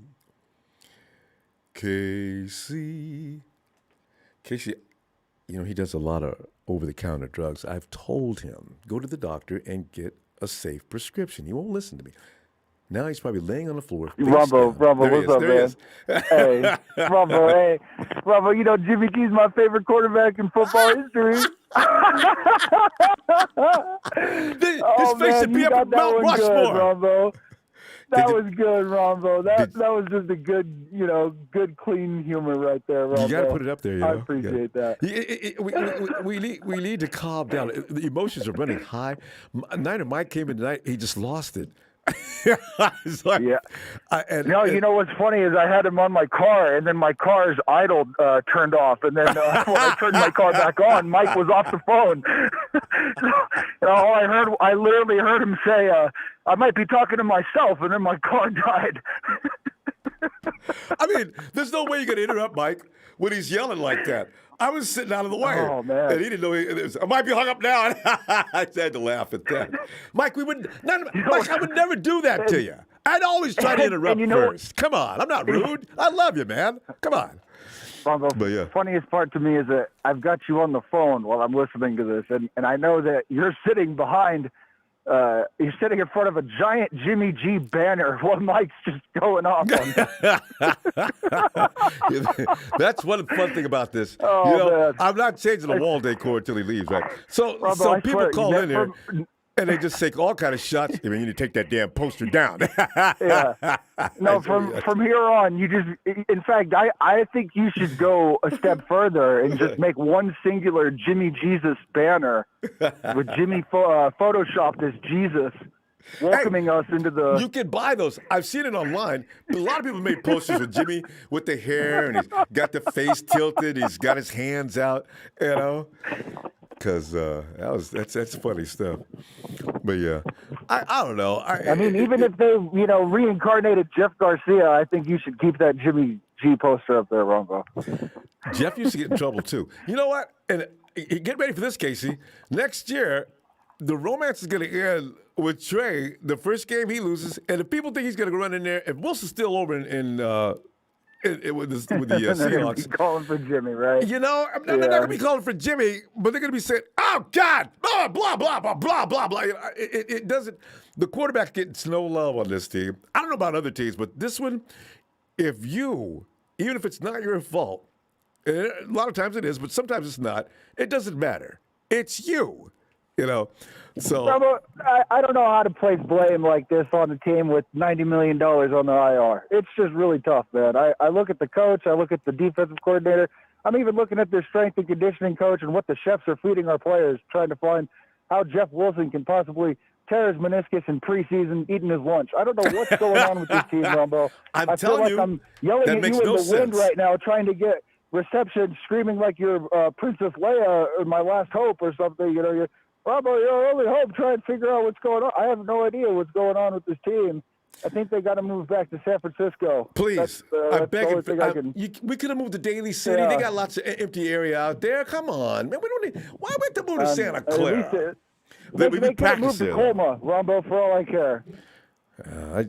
If you move completely out of the Bay Area, then people are going to call you like the Raiders. I still call them the Oakland Raiders, but they're the Vegas Raiders now. Yeah. It just loses some of its novelty. It's just not. I don't care about them at all. I never did. And you know what the crazy part is, Rumbo, is that if Jimmy G does 32 or 42 next week and 380 yards, I won't be surprised. And if they don't run the ball enough, I won't be surprised. I have no idea what's going on in the NFL this year, Rumbo. I'm just here for the ride. It's weirdly, there's a lot of games. Look how many teams have 5 and 6 losses. It's amazing. Yeah. Well, the Niners don't even have as good of a record as the Steelers right now. Did you know that? The Steelers are 6-5-1. Are they?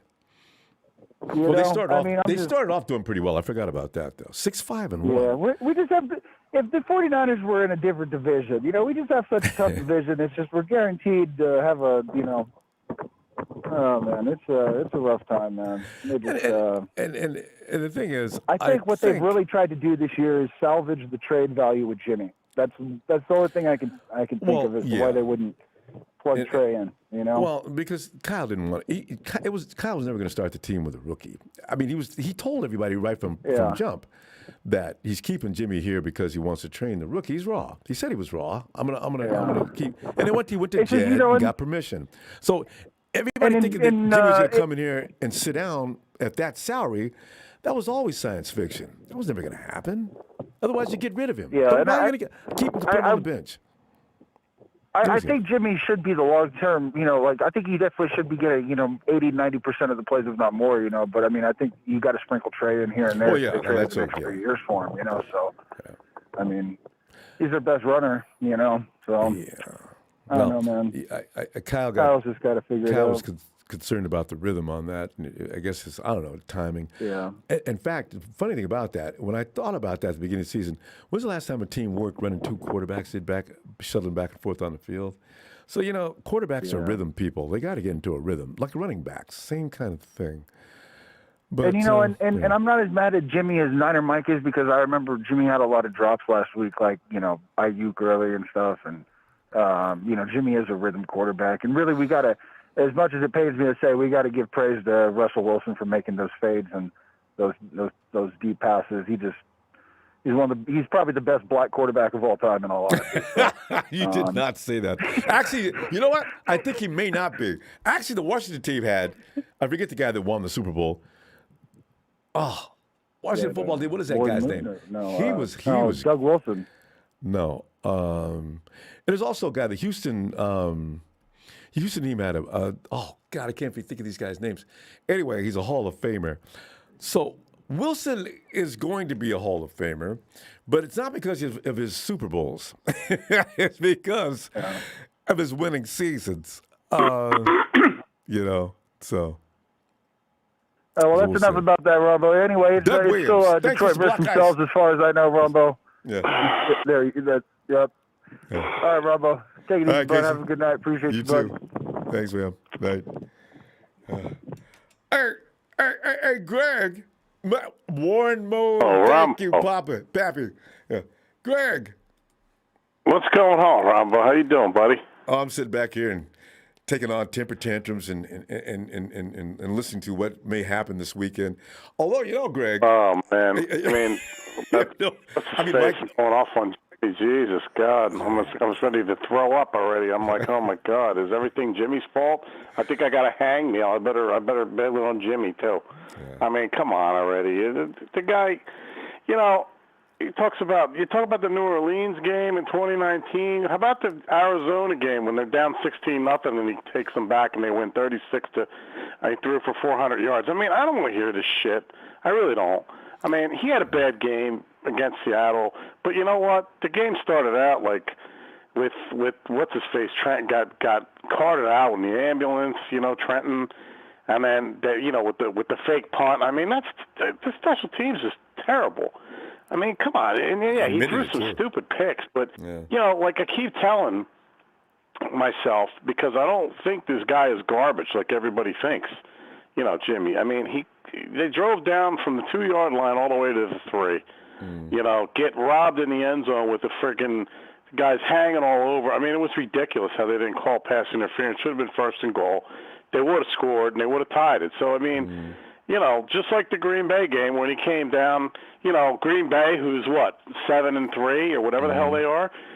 Like when they drove down and they actually took the lead and we're going to win the fucking game. Excuse my language. But Greg, and then what happened? People still got we mad, lost though. to Aaron Rodgers.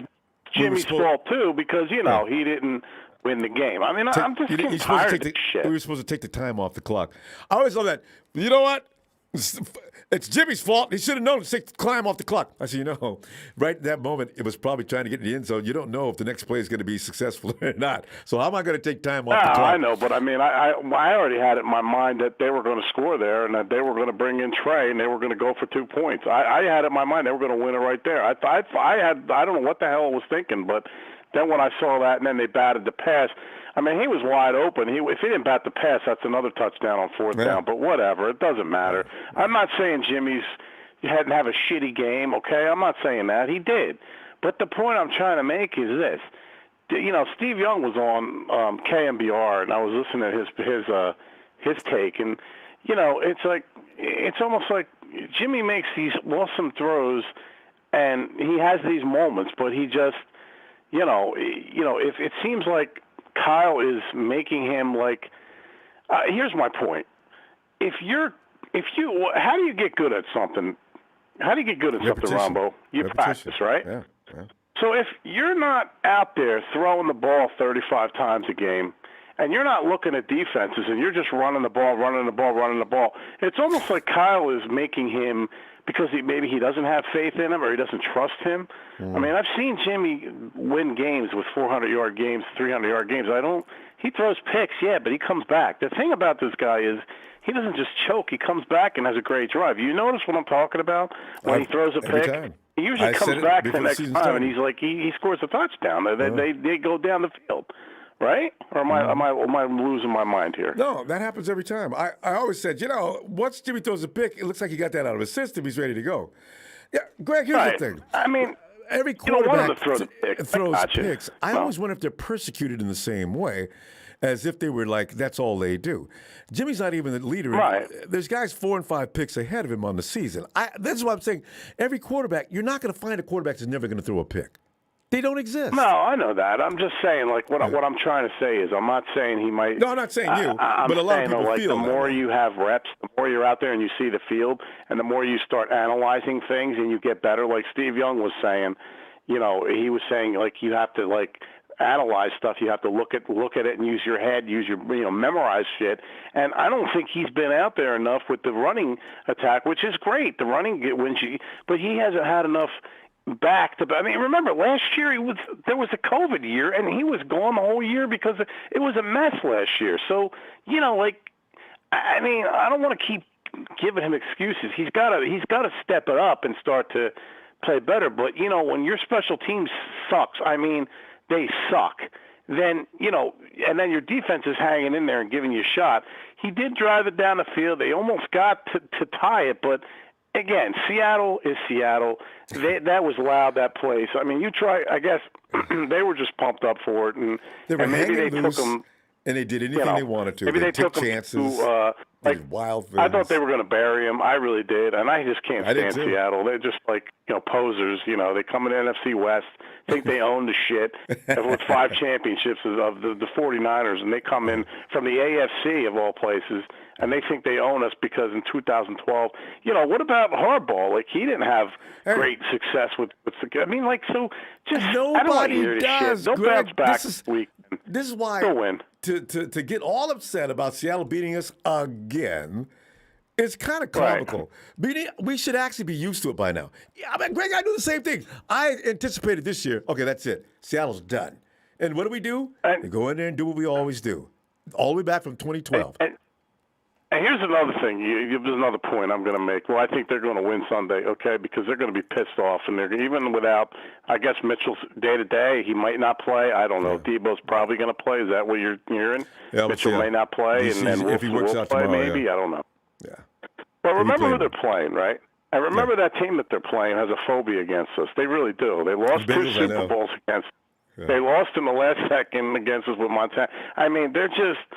There's something going on with Cincinnati. Cincinnati's going to want to, so bad, but for some reason when they play the Niners, it's like psychological, and I think the Niners are just, they're going to go in there and they're going to play a good game. I think it might not be as it might be close, but I think they're going to end up beating them. I think they'll be able to run on them. Their defense is not.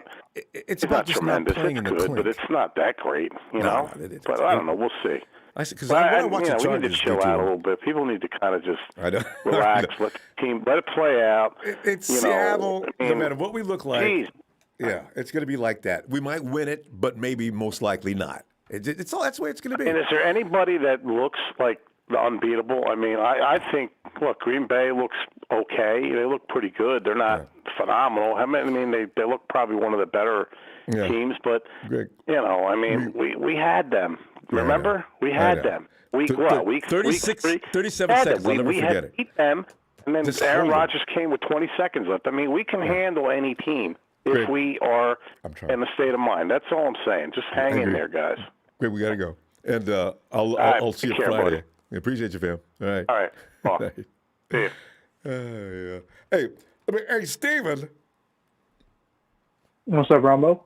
Steven, as you know, it's time to play the Bengals after having gone through. You know what?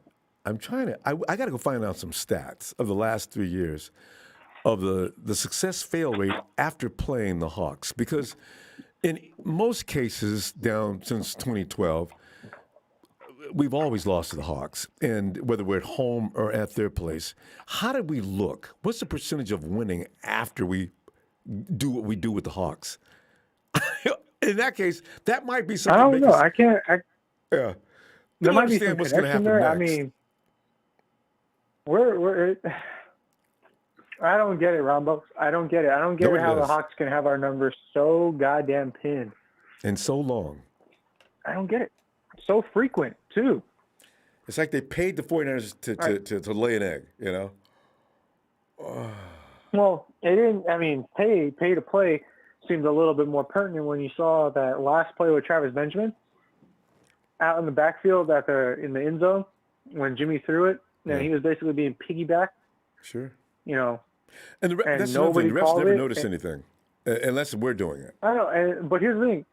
The ref was standing right in front of Travis Benjamin when it happened and didn't throw a flag. But, oh man, if we did it to Lockett or if we did it to Hollister or if we did it to DK. The flag would have hit the man in the face. Yeah. Oh, easily. So I can't really say, what's the win-loss ratio? I mean, it seems more like a pay-to-play kind of win game. Oh, excuse me. I'll bet you at least 70% of the time after playing the Hawks, I bet you the 49ers won. There's something strange about playing the Hawks. Even when they look beat at home, too. Yeah. Oh, yeah. We've only beat them 4 times in 12 years. 4. Right? In 12 friggin' years. You know how many? What's the record? 16, 17, 18, 19 or something like that to 4? Oh. I don't understand that. I really don't. And then on top of that, what else? 49ers, man, I don't get it. I really don't, because every play we had was just a bonehead play after the next. Now, going into Cincinnati, though, that one's got me a little worried. I don't know too much about their offensive line, but what I do know is that if they leave Jamar Chase open, it's a touchdown. We will suffer. Yeah. If there's any other way out there to lose to the Bengals, it is Jamar Chase and Joe Burrow. That is the only way. Because look at what they did to the Steelers. I mean, shit. Chargers gave them a run for their money, Beat them like to I said, death, I have a soft which is spot for the shocking. Chargers. Mm-hmm. And they didn't do it just with a small, margin. They did it in a big way. Doubled their points. Exactly. And so, we're looking at a team that is a sleeper team. As a team that's going to fool us. It's a trap. If this is a trap game, if all the other games were trap games, this is they're too good to be. They're too good to be considered a trap game. They got 7 wins, and this year that's a lot. Yeah. I mean, you consider the best teams have got 9. Everyone's game this year. Yeah. I mean, we're still in the playoff picture. We just have to bank on everyone else losing in the NFC to kind of cement our spot. Because from what I saw from the diagram I saw earlier, I don't know if it's true or not, but if we make it to the playoffs, the first team we play, believe it or not, is Green Bay. Yeah, of course, because we're the last team. Well, Green Bay's got to win the division, right? Or they got to win the NFC. Yeah. They have to win the NFC, and then they get their bye week. But if they don't win, we play them first. Oh, that's right. If we make it to the playoffs. Who's number one right now? No, Tampa Bay. Are they number one? And Arizona. That's right. Oh, AZ. I forgot all about AZ. Yes. They got a chance to win, to get that bye in the first week. So you're right. We'll get Tampa Bay or Green Bay. What else? The Bay brothers. What else was I going to say? Oh, another reason why our special team sucks, by the way. Unfortunately, I think we're going to have a new special teams coach because of the passing of the previous coach. I forgot what his name was. He passed away right before the game in Seattle, our special teams coach. For the 49ers? Mm-hmm. And nobody spoke about it except a few news outlets. I was about to say, I haven't heard about that. Yeah. I can't remember his name. Oh, my God. Yeah, nobody's. But overall, all the naysayers, though, about, Jimmy G and swapping him out for Trey Lance, it's not going to help. It's not going to help. Throwing in Trey in this far in the season. I don't know why people think that, but they really strongly think that would. If we're going to win, if you're just going to train Trey, okay, but I don't know that Trey is going to come in and run the offense. Here's the thing, Ronbo. If we were winning and we had easy games and the season was just no losses and we're going into Cincinnati with a winning record, I would say go ahead and start Trey. Yeah. We can lose a game or two. That's fine. Let the kid learn. But in this scenario, it is do or die. We either bet all or lose all. And in this scenario, starting Trey would be playoff suicide. Yeah, because guys like Belichick and those guys, they know what to do to Trey. He hasn't had any experience. He doesn't know what's coming. Anyway, he could still be in on a few plays, though. I think some of those plays, the RPOs, like what they tried to run on the goal line Sunday, let Trey do that for no other reason that he's more physical that he can get in there, Yeah. So, Anyway. And then our running back room. Oh, man. Anyone coming in, bro, just make sure you wear extra pads in your helmet. and make sure your insurance is paid. Bro. we gotta go. Exactly. We gotta go, Steven. Make sure you got life insurance. Make sure you have everything. Because you're not coming out unscathed on that, man. It's unfortunate. Scary. And then I want to know, what happened to Al Shire on our wide receiver room? What happened to Al Shire? Why are we resorting to Travis Benjamin and, what's his name, Sherfield? As much as I love the two, what happened to Shire? Not Shire. What was his name? Trent Sherfield? Oh, Sherfield. Yeah? Because I don't know who else we could be talking about. What's his name? Oh, my God. There's another receiver that we have on there. You got Sherfield. Maybe that's who you mean. Sherfield and not Al Shire, but there's someone else. The one we picked up from the Falcons. You mean Jawan Jennings, right? Brian. Are you talking about Brian Hill? No, absolutely not. Wide receiver, not running back. Oh. Okay, but anyway. Austin Mack. Who? No. Austin. He's talking about wide receiver. He's talking about Sanu. I forgot about Muhammad. Sanu. Oh, yeah. Whatever happened to Muhammad Sanu? I think he's wearing street clothes. And Benjamin? I don't know. But anyway, Steve, we really got to go. I'll see you Friday, okay? You take care, man. You too. I'll see you Friday. Thank you. And wait, show. I got to do it. Show. You know how I love doing it. Well, it's a big show. So come on in, man. Oh my God, the idiocy of our fans is unbearable. Are you freaking kidding me? You're willing to put the risk of our playoff berths in the hands of a rookie who hasn't seen the field since the beginning of 2019? You're joking, right? Did you not see him against the Arizona Cardinals game? I'm totally seeing a totally different quarterback. I don't know what anybody else is seeing. And FYI, to people that thinking that Trey Lance is going to turn this team around right away, you are in for a rude awakening. A rude awakening. He's got so much. He's got so oh much to my goodness! learn. How much of a rude awakening are you in for? Okay, you have no idea. Maybe he'll catch on fast, Joe. I'm really worried about that. Because I can see his passing game is going to take a while. Kyle Shanahan is going to get a hold of Trey Lance, and he is going to control him, just like he controlled Jimmy Garoppolo. It took Jimmy Garoppolo at least a year and a half to learn Kyle Shanahan's offense and learn what exactly Kyle That he Shanahan wants. wants to do. He's not going to be the same quarterback that people think that for some weird fantasy that they have in their head is going to be. He's not going to be that quarterback that people are thinking of.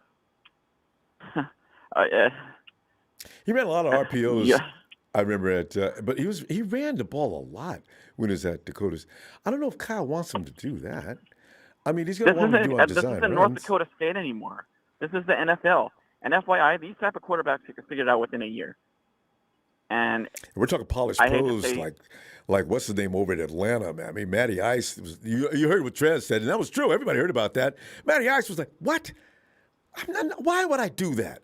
Okay, you know what? The game is won. Historically, it has shown the game is won in the friggin' pocket. It is not run. It is not winnable with your legs. I'm sorry, it's not, and it's going to show again this year. Yeah. So. Yeah, I know, right? You know, I got to tell you, I don't like to talk about it, but since you brought it up, the only mobile quarterback that's won the Super Bowl is Patrick Mahomes, and Patrick Mahomes is one of the best players in the pocket in the league. He's not even that mobile, though. He runs, but he's got an awesome pocket presence. He's a thrower first. And who gets excused? Steve Young was a mobile quarterback, but Steve Young stopped running because he learned what a 300-pound man looks like when it hits you at 90 miles an hour. Fast and also, exactly. And people get mad. I make jokes about Lamar. I'm not serious, but people get all pissed off. I made a joke. I never say anything about it anymore. But I keep saying Lamar Jackson, okay, he's got some receivers, but he's got to hit them in order for him to be effective running. Because if I know if he's going to run, I'm not going to worry about his receivers. So, you know. And once again, people, Jimmy Garoppolo did not cost us this game. So they get that out of your effing heads, okay? We are down so many players, it's not even funny. Do you not understand that? How if there are certain players that make your offense go, that it's not going to run efficiently or properly? Deebo. You know what I mean? Yeah. Yeah. I mean, without Deebo, go. that's too much offense right there. But I thought we could still win it because the Hawks suck so bad. So does Tom Brady. Tom Brady throws interceptions. It's okay for him to do it, but it's not okay for Jimmy Garoppolo. It's okay for Aaron Rodgers to throw interceptions, but it's not okay for Jimmy Garoppolo. It's okay for Drew Brees to throw interceptions, but it's not okay for Jimmy Garoppolo. It's okay for Matt Ryan to throw interceptions, but it's not okay for Jimmy Garoppolo. Jimmy's got another standard, for sure. Oh, my goodness. And people want to make fun of, I don't mean to do a little side note here, but people want to make fun of Mac Jones for not throwing the ball in 27-degree temperatures. That doesn't feel like 27 degrees and 55-mile-an-hour winds. I said, the wind was blowing 100 miles an hour. They kept showing the goalpost swing back and forth, Ronbo. Do you know what 27 degrees feels like in Buffalo with 55-mile-an-hour wind gusts? Oh, That's like 1,000 needles sticking at your skin. Oh, God, that must be crazy. Are you kidding me? Would you want your quarterback to throw that many times, 40 times in that game, Ronbo? God, I just got him in overalls. I mean, I got him in cover. I mean, I've got him wearing so many clothes. You're not gonna be able to throw the ball anyway. You could die. I know Aaron Rodgers. Aaron Rodgers said on Pat McAfee's show that he would have wanted Mac Jones to throw a little bit more in that inclement weather. But Aaron Rodgers knows what it's like to throw in that weather. It's impossible. Yeah. Have you seen Lambeau in the wintertime? Especially in the wind blowing. He like barely that. throws it. He barely throws it when it's snowing outside, and he knows that. So even the announcer said, on one side of the field, you can take a shot at trying to throw the ball. If you throw in the teeth of that wind, and it's moist and wet and cold, exactly, and you risk throwing interceptions, especially when the wind's against you. What's the Buffalo? You know? What's the Buffalo's coach's name? I don't know. God, he had me laughing so hard. Let's not give Belichick too much credit. I said, you sound kind of salty, bro. You didn't have to run. You could have ran the ball. And not only that, wide receivers might not even show up that game. It's like, the ball hits your hands. You know, it's like a brick being thrown at you now. It's like, that's. Why don't they build a stadium? Why did Buffalo? That just makes no sense. I don't know. Their owner's dumb. Like they need to. I think they're going to. They're talking about moving to Austin, Texas. I think the Bills are. The Austin. It might be an indoor stadium. Austin Bills. Indoor stadium. So that actually works though. The Austin Bills. Yeah. Sure, we got to go. I tell you what. All right, man. I hope you got some time Friday. I'll be looking for you. I'm sorry I got off topic, but I couldn't stand it anymore. I can't stand it. Yeah, but It's ridiculous. Like, if the earthquake happens tomorrow, it's going to be Jimmy Garoppolo's fault. Absolutely. And he should know better. You know. All right. All right, Phil. Stop, people. Seriously. The game's going to be one in the pocket. So, and I hate to break your hearts, but it's going to keep saying that. So, all right. Shout out to the TNT fan. All right, Joe. Take care. Have a great night. And, hey, Tony, get your Atlanta self in here. Mr. Ronbo, what it is? How's it going this evening? Well, you know, Tony, in fact, Matt Ryan was brought up earlier. The name, Jimmy G's name has been mud. Well, Jimmy, he went a few weeks and people were quiet. They didn't say anything because we were winning. And then, of course, when he lost, he ride him out at tar and feather him, put him on the back of an ass and get him out of here. So, I always complain because a quarterback has to do what he's told. He's got to run the offense as it's been diagrammed. And you're not going to sit there and argue with the coach like your guy did. Matty Ryan and Shanahan had a falling out in the first year, was it? Yes. And for the same reason that people are complaining about now. Throw that ball across the middle of Philly. Throws right to the linebacker. That's where the linebacker plays. Why do we keep going that way all the time anyway? So, True that. But then you seen what happened that second year. MVP. Shanahan. It was like, Ronbo, it's all over with, but 2016 for Atlanta, for the city of Atlanta, the Falcons, what a year that was, Ronbo. It really was. What a year that was. They should have, Ronbo, all he had to do was finish the last 4 minutes and 38 seconds, and we would have been world champions. Yep.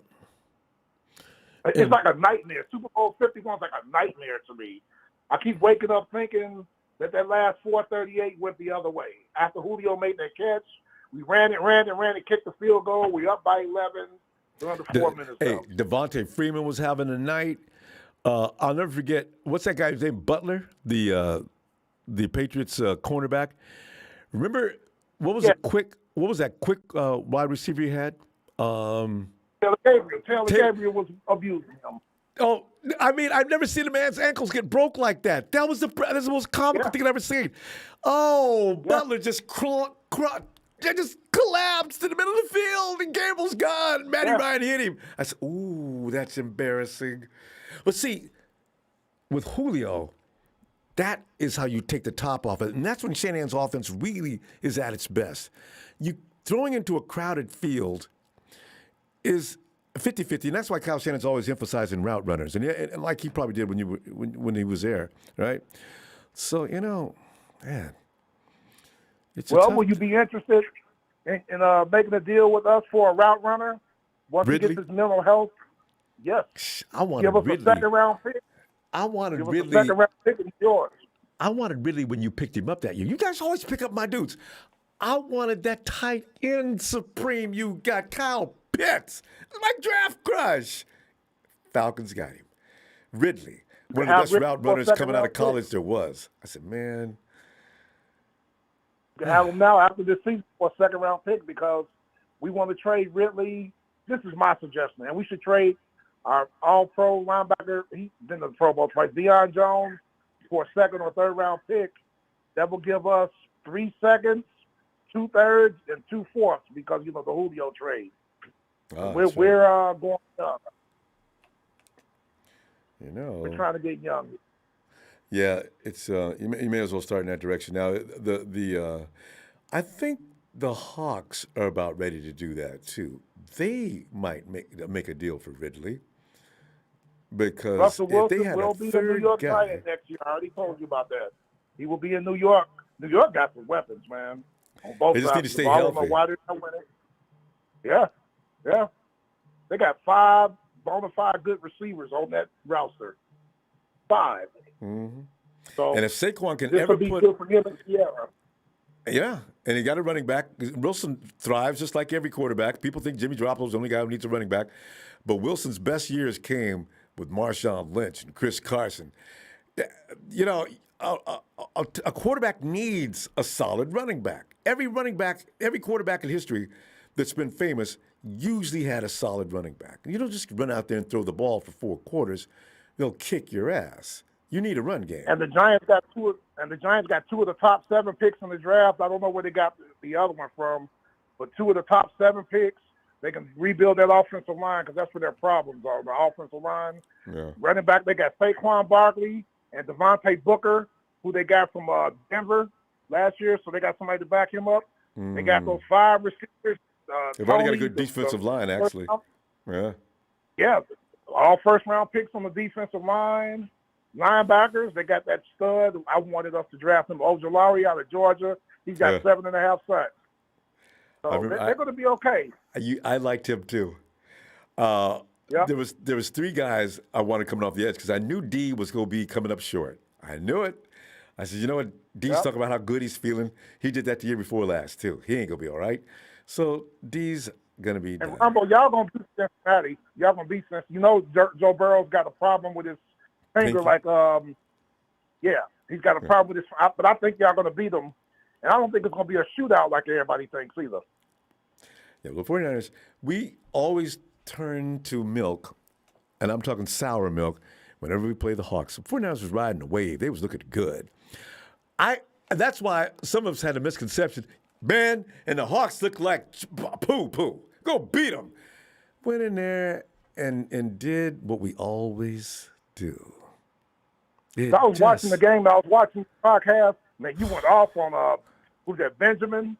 When you was going with that fumble and 10 yards away from the end zone. I said, how in the world?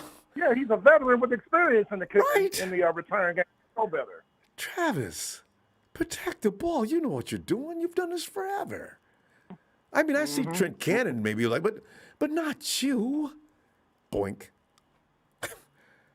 Hey, Ronbo, who's that receiver y'all got from Tennessee? Jennings? Juwan, yeah. I like him. Juwan's going to be okay. Kid. Yeah. Y'all need to throw to him more. Yeah, Kyle doesn't. Sometimes I think Kyle doesn't put his number out there. Well, he's going to be the 3rd option all the time, most of the time, unless he's put in there specifically to be the guy. But yeah, he's tough too. That's what I like about him. We'll get him some targets. Yeah, I tell you, Jimmy's hit him a couple of times this year. He's got a touchdown and some other great throws. He made some great plays, and plus he blocks. He makes great unselfish plays. He's going to be great. He's a guy. He's a Kyle guy. So I remember the old 49ers from back in the day. I remember. I'm just going to make it real brief. The 1989 NFC Championship game against the Rams. Y'all beat them 28-3. Yeah. Y'all was already world champions. Y'all was trying to repeat. Yeah. And that was the game. It was muddy. It wasn't raining, but it had rained the night before. Yeah. The 49ers ran the ball with Roger Craig and Tom Rathman down the Rams' throats where they thought y'all was going to come out passing. And if you look at the old film, you see Jerry Rice, John Taylor, Brent Jones blocking down the field, blocking. And putting these cornerbacks and safeties on their butt. High-stepping Roger coming through there with his knees all up in his eyes. Get him, Raj! That's I'm like, in the mouth. Finesse, talking that finesse. Tell you, man. Hey, Tony, that was a fun memory. Hey, let's see. I'm gonna be back Friday looking for you. All right. Yes, sir. I think we're gonna beat Carolina this weekend. We're gonna play. Cam. You got. I wish Cam. If Cam plays, that's gonna be hilarious because they ain't got C-Mac. So you know what? That's boy. I'm gonna be watching that game too. Out there, I'm not looking forward to that because we're gonna get beat up by y'all in Buffalo. Nah. But I think we're gonna be up 5 games to go 8, 9. Nothing can be predicted this soon. There's no telling what's going to injuries. Every week you got to wonder who's going to be playing. All right, Tony. I'll see you Friday. Good talking to you, sir. Always a pleasure. All right, Tony. Night.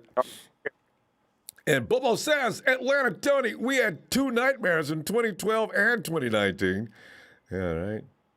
God. That was them in 2019. But remember, Bobo, we still could have won that game. George Kittle, who never makes a mistake. George makes that one mistake once in a long while, right? George comes around that corner. He's facing the pressure coming from his left. He tries to switch the ball to the right. the ball flies into space, and it's as if everything went into slow motion. You can hear that Matrix sound. Boink, boink, boink, boink, boink, boink, boink, boink, boink. Ball flies out of bounds. Falcons take over. That was a 4th down play. George never does that. It's like the Arizona game. George fumbled. George never fumbles. These bizarre things are going to happen on occasion, but hopefully they wouldn't cost us the whole game. It's okay. I love George. I'll excuse him. I don't care what he does. I ain't got nothing to say.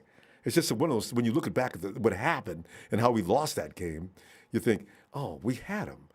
That was going to be, the clock was going to run out.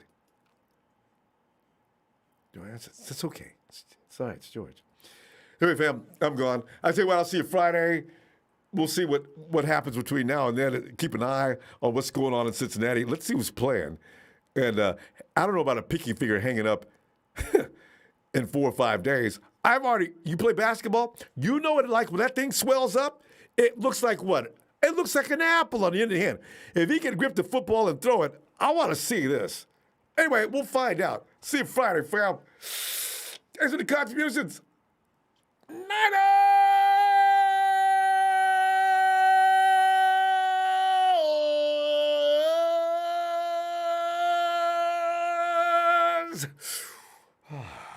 God, what a rush.